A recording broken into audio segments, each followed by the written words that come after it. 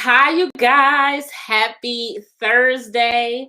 I am so glad to be with you all. I might sneeze, so forgive me 1 second. It's allergies, but it's also still Mental Health Awareness Month. And as you know, I am Krista, and I'm coming to you with What's the 411 on Black Mental Health. Every week this month, I've been talking about different topics that's surrounding the Black and Brown community. And this week is no different. I have the honor and the pleasure of chatting with Miss Lena Queen. I'm so excited because we are going to be talking about what is sex. Okay.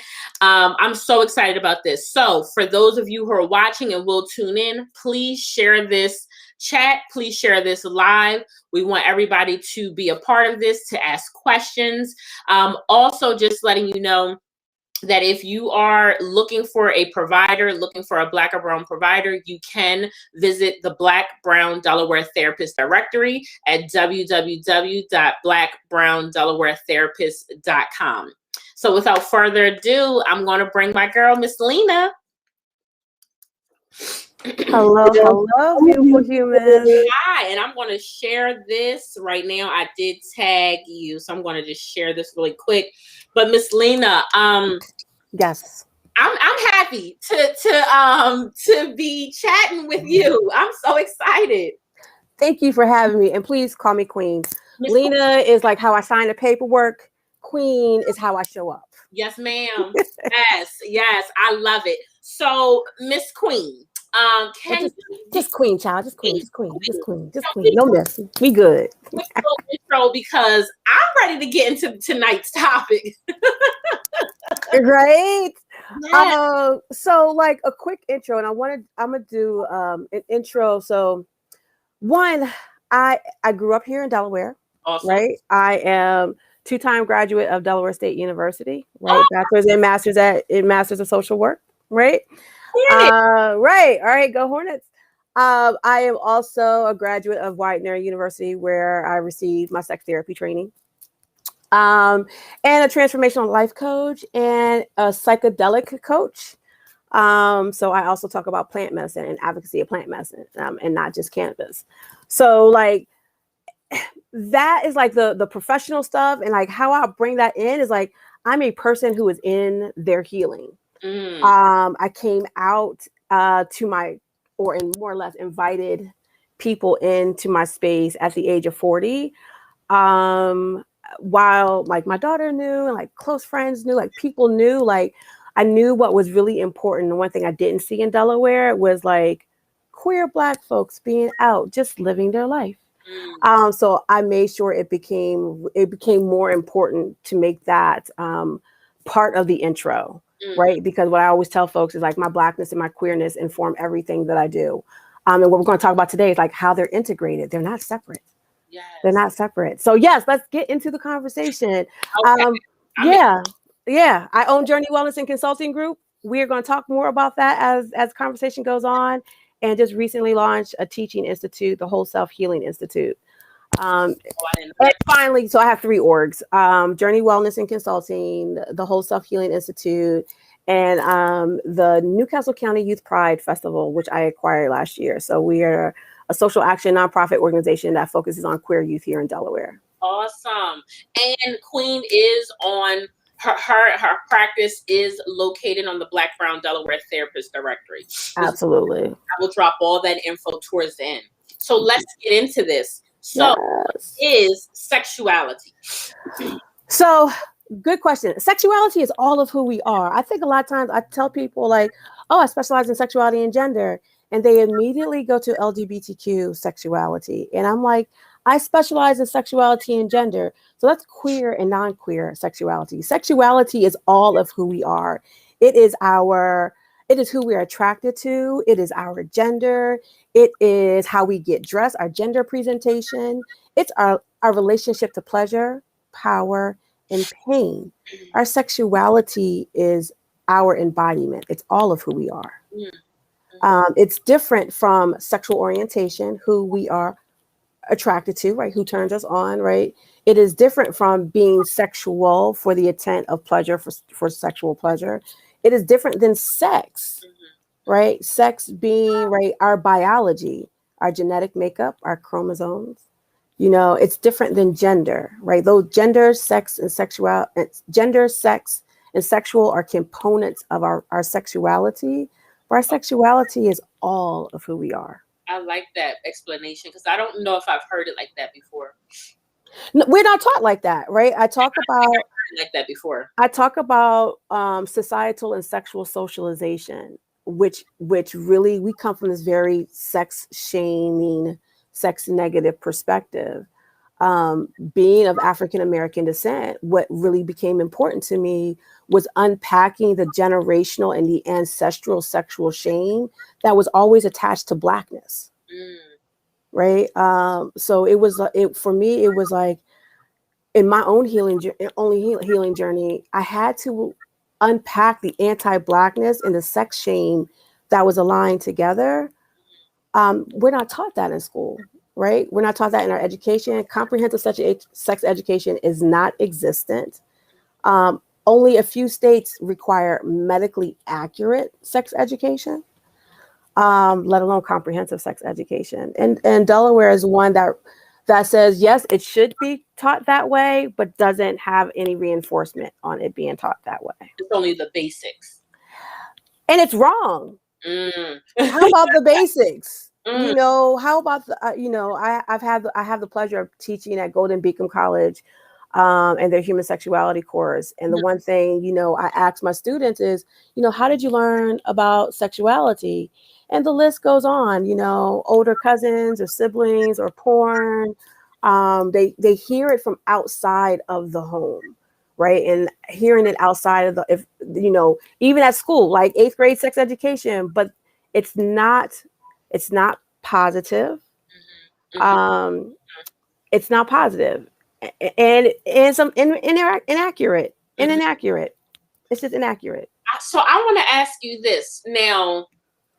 I still haven't had the birds and the bees conversation, and I have a 2-year-old. And I still have not had the birds and the bees convo. So why is it that you feel or think that parents or whoever the caregivers are why don't we have these conversations?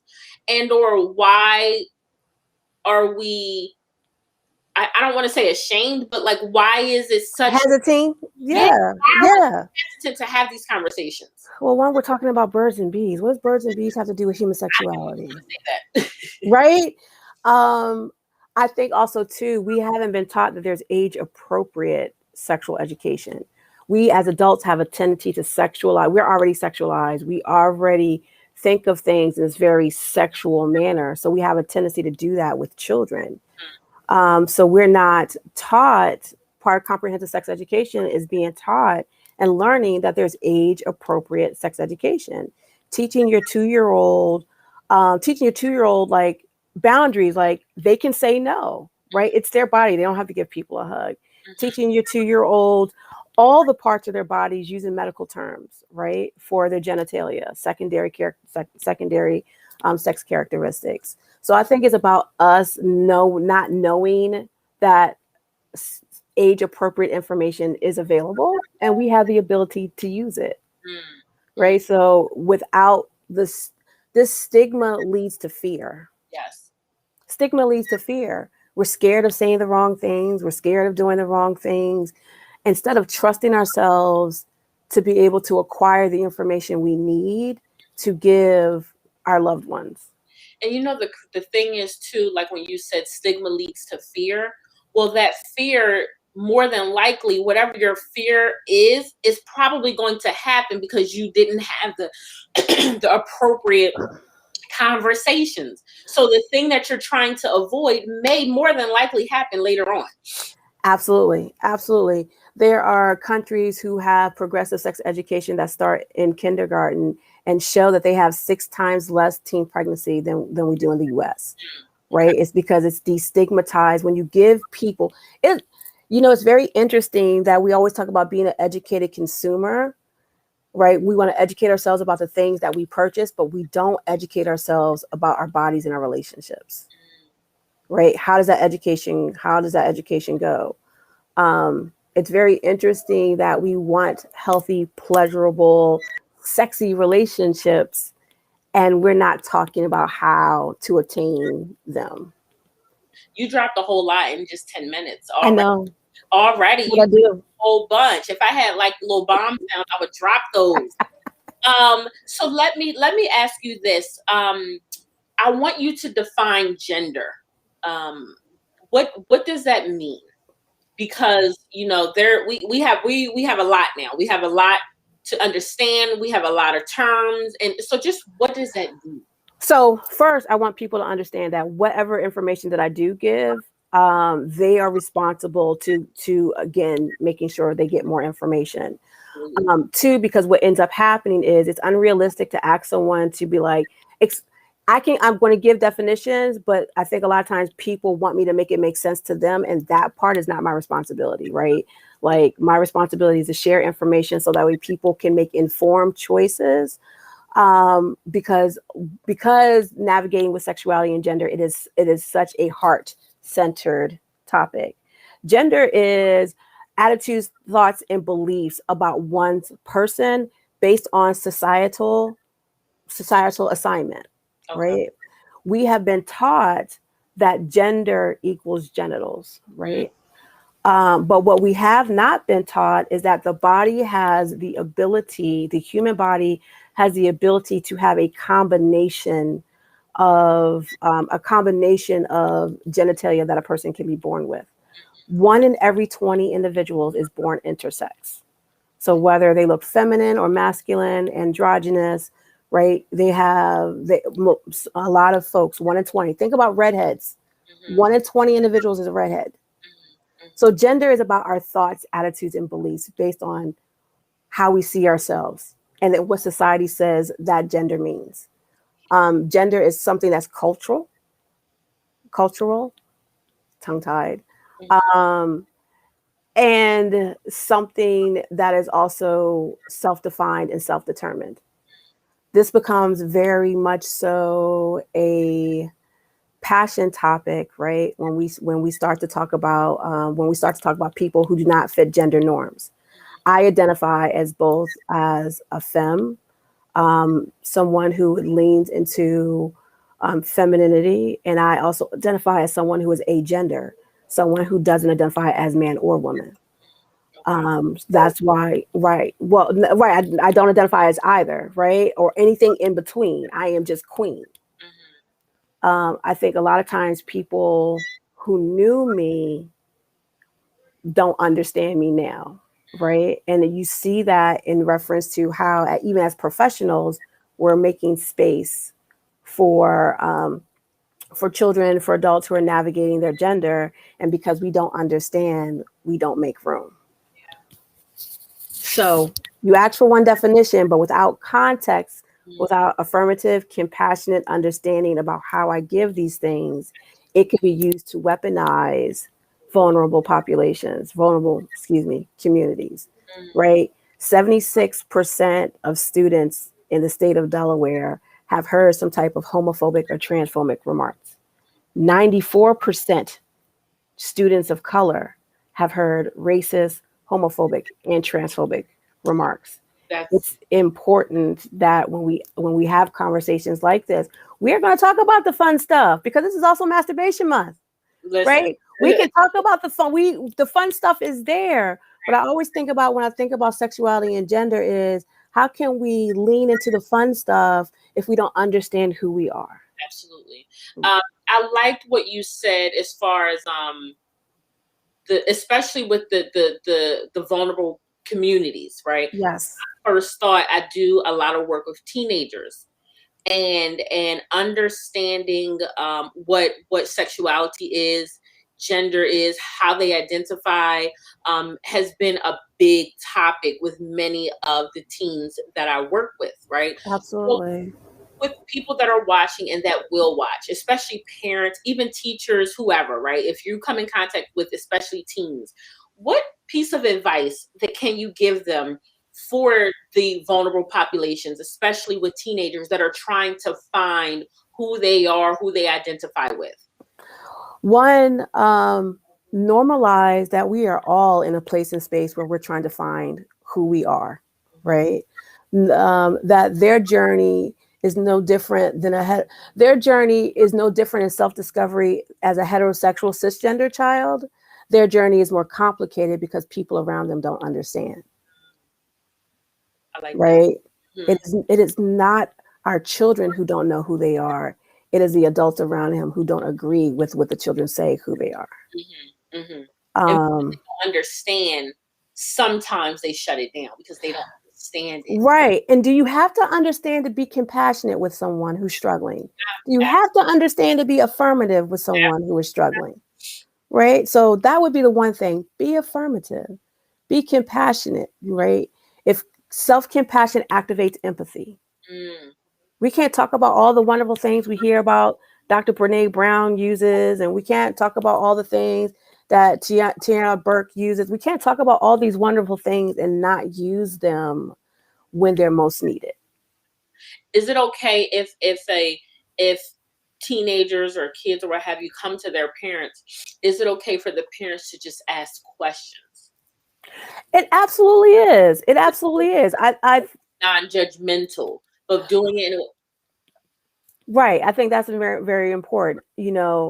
Asking questions and asking open-ended questions. So that way, the one thing I teach people, and I know parents aren't clinicians, but still teaching parents is like how to be open to hearing your child's narrative about their lived experience. As parents, we have a tendency to talk about what our kids are doing. And I wonder what would our kids say if they were given space to talk about what they're doing. Right? Being able to understand their lived experience, their relationship to power and permission is important. So open-ended questions, right? Like, or a statement, tell me more. Right. Right?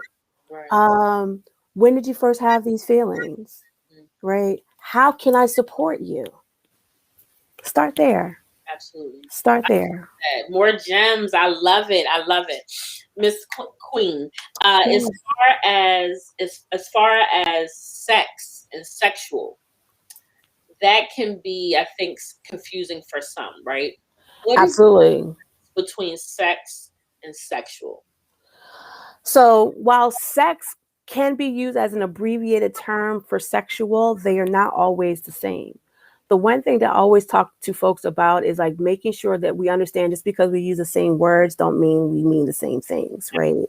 So as I talked about earlier, sex is about biology, our chromosomes, our genetic makeup, our reproductive organs and things of that nature, our secondary sex glands, right?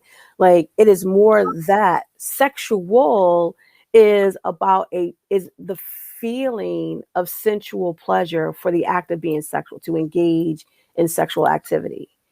So one is not sexual, and sexual is not always sexual intercourse. Right? I can be sexual by what I wear. Gotcha. Right. I can be sexual in the fruit that I eat. Sexual isn't always about intercourse.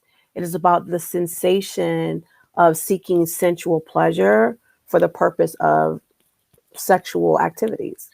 It's not always, and sexual activities don't always include sexual intercourse. Why do you think some of the things that you just talked about is not talked about? Why do you think there's stigma with this area? When have we taught there's not stigma? I think we have to look at his history, right? We have to look at history. We have to look at respectability politics. Who has permission to be sexual? Who doesn't have permission to be sexual? Under what context does someone have permission to be sexual? So a lot of this really has to do with like historical stigma, and that people just continue to carry traditions instead of challenging traditions. What I do is unsubscribing to negative patterns and traditions that no longer. Yes, yes, and understand that once you unsubscribe, you have to then unlearn. Right? Because there's an embodiment part that becomes like we police ourselves. Right? We unsubscribe to something, but it's about really a value assessment. Because what we're talking about are people's values too, right? Some people are going to be like, nope, They talking about sex, I don't want to hear nothing, right?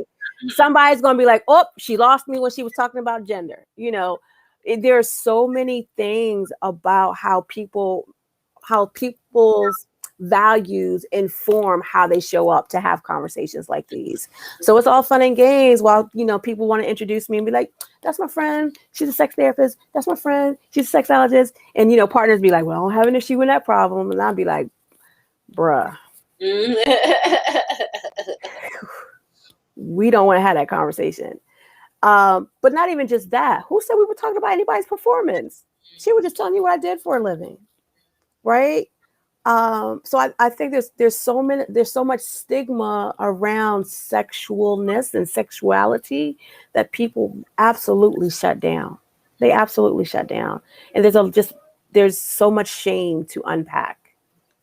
I will say, as far as me being a mental health therapist, right? There is a lot of learning that I'm doing on my own, right? And that's something that I encourage not even just therapists, but parents, caregivers, because honestly, it's a lot of things that are new to them, right? Yes. And so just as like kids or even adults are learning again what they like, what they don't like, what they're unsubscribing to, what stereotypes they're moving away from, it can be difficult to navigate. It can without support. Yes, absolutely. As we need to normalize that these conversations are uncomfortable, right? Again, activating self-compassion. We want to normalize that there are accurate, progressive, comprehensive information out there. Sex Positive Families, Melissa Carnegie's work is phenomenal. We do have long-standing institutions, even here in Delaware with Camp Rehoboth. That's what I was going to say. Right? We do have PFLAG, who's been here for more than 20 years. PTK, Parents of Trans Kids, who've been here for several years. Like, there are so many institutions, even within here in the state of Delaware, that have resources. I like that. That Can you are the ones in Delaware again? Camp Rehoboth, Camp Rehoboth, PFLAG, PFLAG, PTK. We have the AI Gender Clinic. Okay. There's Journey Wellness and Consulting Group. Amen. Right. There's the United Way Pride Council, Delaware Pride. So there are a lot of spaces. Perfect. And I'm going to make sure, I just wanted to have that be very clear. I'm going to also put those resources in the chat as well. Yes, and they are available on my website, journeywellnessdelaware.com. I have pleasure, intimacy, and local resources for folks. Absolutely. So you dropped so many bombs, but I need you to drop a couple more, right? Let's go. How do you center yourself around healing? Yes, thank you. Because that's exactly what right? Because that's what the bottom line is about. It is about our relationship to our healing. It is about our ability to say what is our best interest. Right? It's important to understand why we are engaged in the relationships we're engaged for.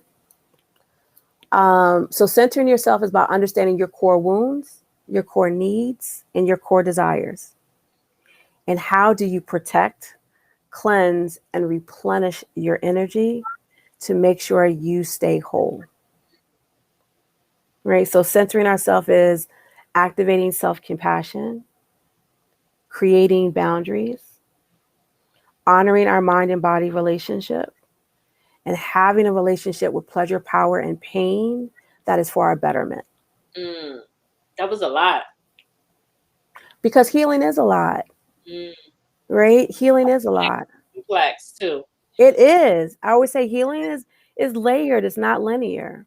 Yeah. We know as therapists, right, that there's all these moving parts, and we have to triage which moving part is front and center, and what our client wants to work on and wants support in, and like how to get them there. And so for us, teaching our clients how to center themselves in their healing becomes paramount to the tools, the skills, the interventions. It informs so many things. How does a person know when they are actually healing? You start to look unrecognizable to people who knew you. Oh, that's serious. Oh, I'm gonna have to put that as the calf. That's serious. You start Listen, unrecognizable to the people that once knew you. yes, yes, That's serious. right? Mm-hmm. You know, Dr. Joe Dispenza, a neuroscience who really does the science behind healing, right? He talks about congruent mind and congruent heart. There will be an alignment that you will start to experience, and Mm-hmm. it will start to manifest things in your life, Mm-hmm. right? Things that you have probably only dreamed about. You Mm-hmm. know, you you've learned to take care of yourself. You've learned to activate compassion, self-compassion. Like there will be so many things, and to folks who knew the old you, they're gonna be like, "What you doing?" And you're gonna be like, "Me." I heard you say that in the beginning. You were saying that some people that knew you that don't understand the new queen. They don't understand Right. Right, right. And really when you think about like even inner child work, right? You knew me when I was a baby.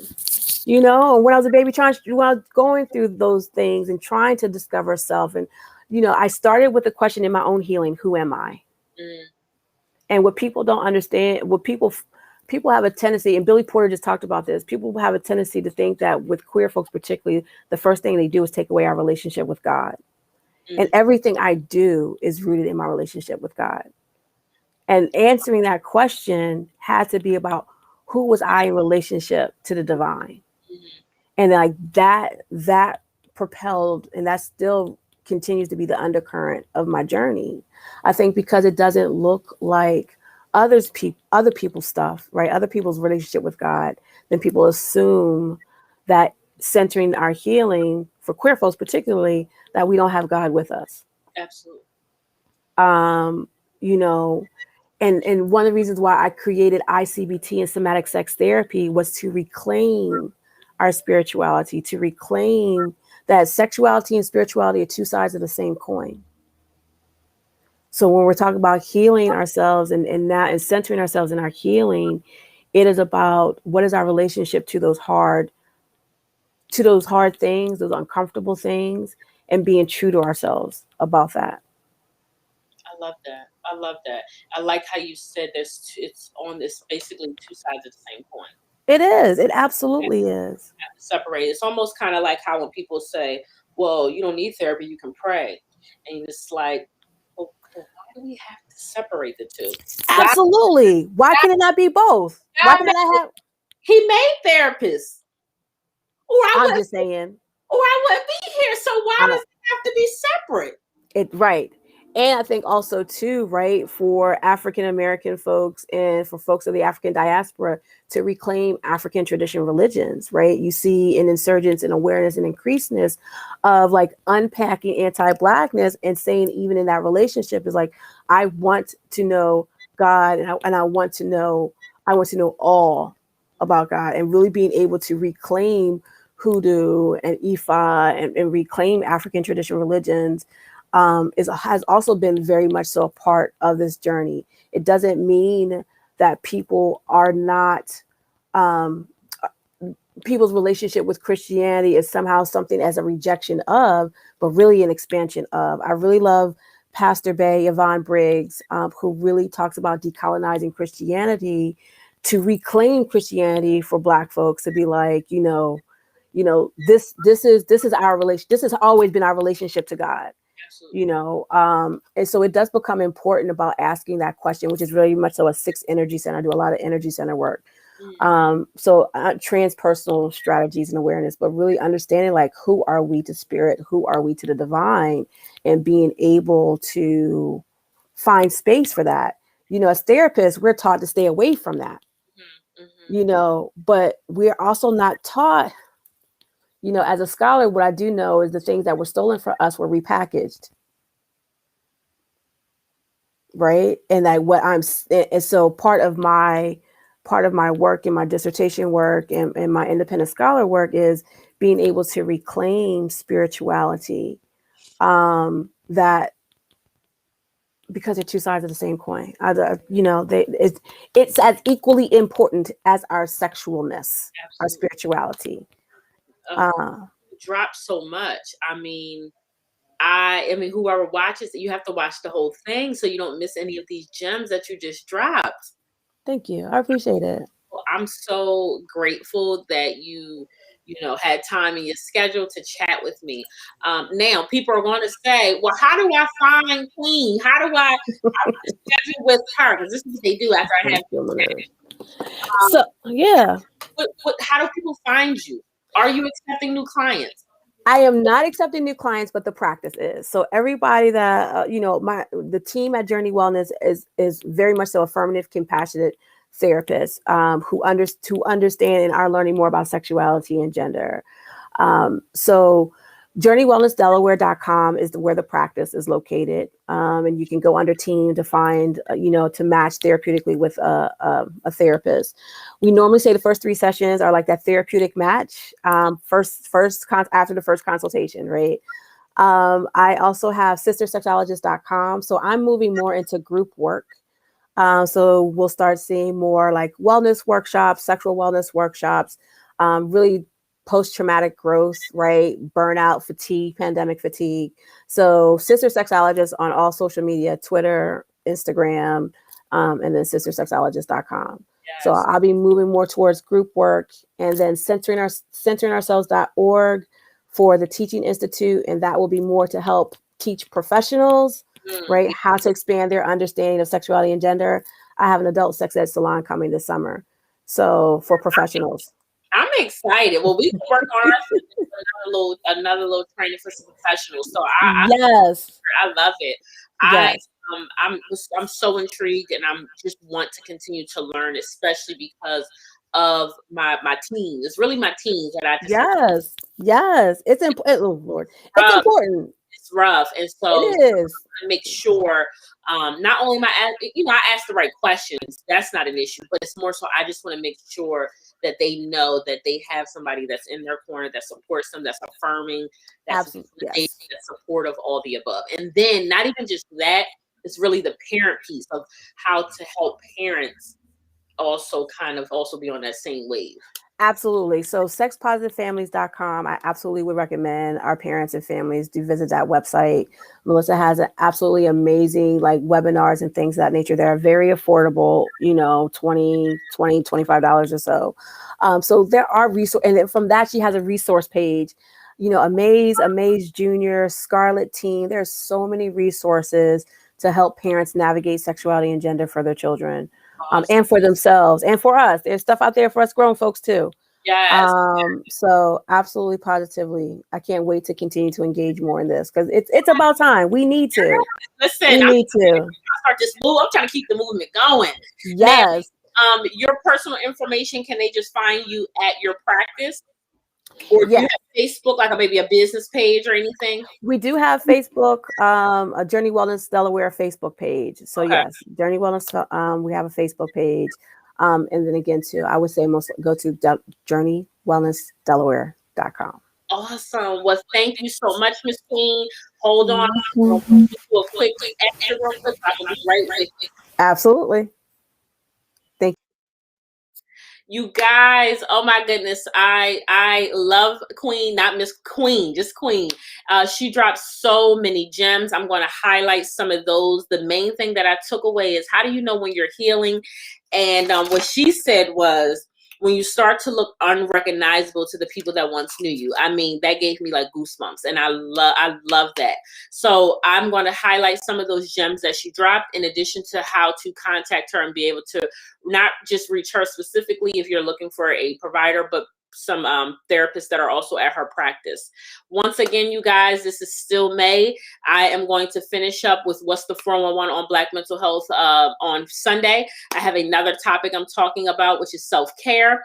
Also, again, if you are looking for a therapist, a Black or brown therapist that is located in the state of Delaware, you can contact www.blackbrowndelawaretherapist.com. And all you have to do is go to the search bar to say find a therapist, and you can search either by the city and or name. I look forward to chatting with y'all again. Have a great night. Bye.